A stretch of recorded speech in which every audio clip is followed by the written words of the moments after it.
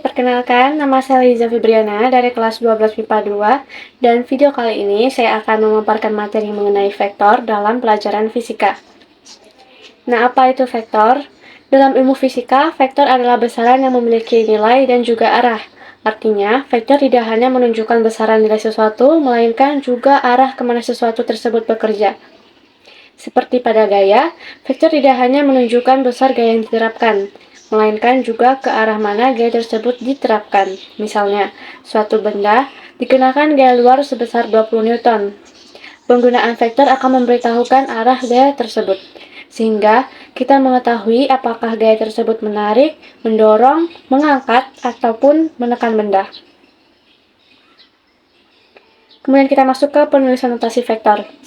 Vektor dituliskan dengan notasi khusus agar tidak tertukar dengan besaran skalar. Ada dua cara penulisan notasi vektor, yaitu dengan diberikan tanda panah atau dengan ditebalkan. Nah, notasi vektor dengan tanda panah adalah menulis vektor dalam satu atau dua huruf dan menambahkan tanda panah di atasnya. Tanda panah di atas merupakan simbol bahwa garis tersebut memiliki arah, yaitu vektor. Kemudian yang kedua, notasi vektor dengan huruf ditebalkan. Penulisan vektor dalam satu atau dua huruf yang dicetak tebal. Dua huruf yang digunakan biasanya merupakan representasi titik awal A dan titik akhir B dari suatu vektor. Nah, ada dua jenis-jenis vektor, yaitu vektor sejajar dan vektor berlawanan. Nah, vektor sejajar ini adalah dua buah vektor atau lebih yang memiliki arah yang sama. Tidak peduli besar nilainya, dua buah vektor disebut sejajar jika arahnya sama. Kemudian vektor berlawan ini adalah kebalikan dari vektor sejajar. Vektor berlawanan merupakan dua vektor yang arahnya saling berlawanan. Misalnya, satu vektor mengarah ke kanan, sedangkan vektor lainnya ke kiri. Maka, kedua vektor tersebut berlawanan walau besar nilainya sama. Nah, ini contoh gambarnya. Yang sebelah kiri ini adalah vektor sejajar, yang dimana nilainya itu berbeda, tetapi arahnya sama. Maka ini disebut vektor sejajar. Kemudian yang di samping ini adalah vektor berlawanan. Ini arahnya berbeda meskipun nilainya sama, tapi ini disebut dengan vektor berlawanan. Kemudian ada tiga sifat vektor, yaitu dapat dipindahkan, dapat diuraikan, dan dapat dioperasikan. Nah, dapat dipindahkan ini dilansir dari Encyclopedia Britannica. Meskipun memiliki arah, vektor tidak memiliki posisi. Artinya, vektor dapat dipindahkan dari satu posisi ke posisi lainnya untuk mempermudah perhitungan. Vektor dapat dipindahkan asal besar dan arahnya tetap sama. Kemudian, dapat diuraikan. Vektor dapat diuraikan untuk mempermudah analisis data. Dilansir dari Lumen Learning, vektor dua dimensi dapat diuraikan menjadi komponen horizontal dan vertikal.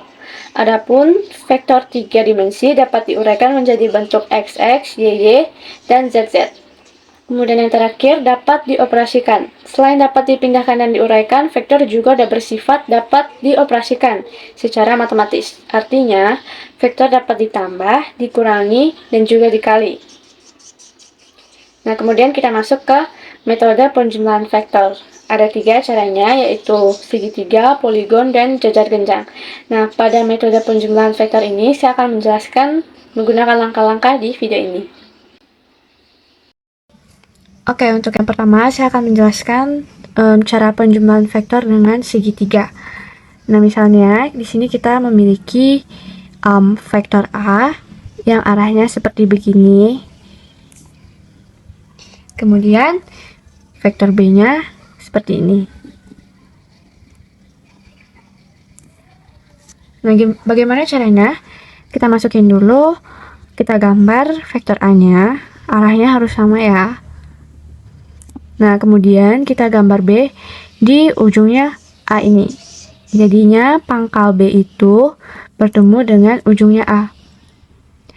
Nah, di manakah resultannya? Resultannya itu dari pangkalnya A ke ujungnya B. Ini resultannya. Maka R sama dengan vektor A tambah vektor B. Selanjutnya kita akan masuk ke metode penghitungan dengan poligon. Nah, bagaimana? Di sini kita gambarkan dulu, misalnya ada vektor A-nya begini, kemudian vektor B-nya gini, dan C-nya seperti ini. Nah, yang pertama itu kita gambarkan dulu sama vektor A-nya, kemudian kita gambarkan vektor B sama seperti segitiga, gini. Jadi pangkalnya B itu bertemu dengan ujungnya A. Kemudian yang C juga sama. Pangkalnya C bertemu dengan ujungnya B. Nah, jadi begini. Kemudian kita tarik resultannya dari pangkalnya A ke ujungnya C. Nah, begini. Jadinya resultan itu A tambah B tambah C. Ini. Oke, yang terakhir ini adalah jajar genjang. Nah, kita gambar lagi, misalnya vektor A-nya begini, kemudian vektor B-nya begini. Nah, pertama-tama kita gambarkan lagi nih vektor A-nya, kemudian vektor B itu kita temuin di pangkalnya A, bukan lagi di ujungnya A. Nah, gini.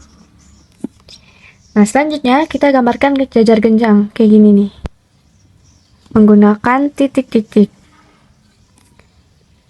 Nah, resultannya yaitu yang mana? Resultan itu dari ini. Pangkalnya A dengan B itu bertemu dengan sini, gini. Nah, ini resultannya.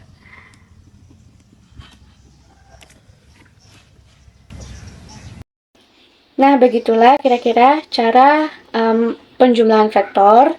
Kemudian kita akan masuk ke contoh soalnya.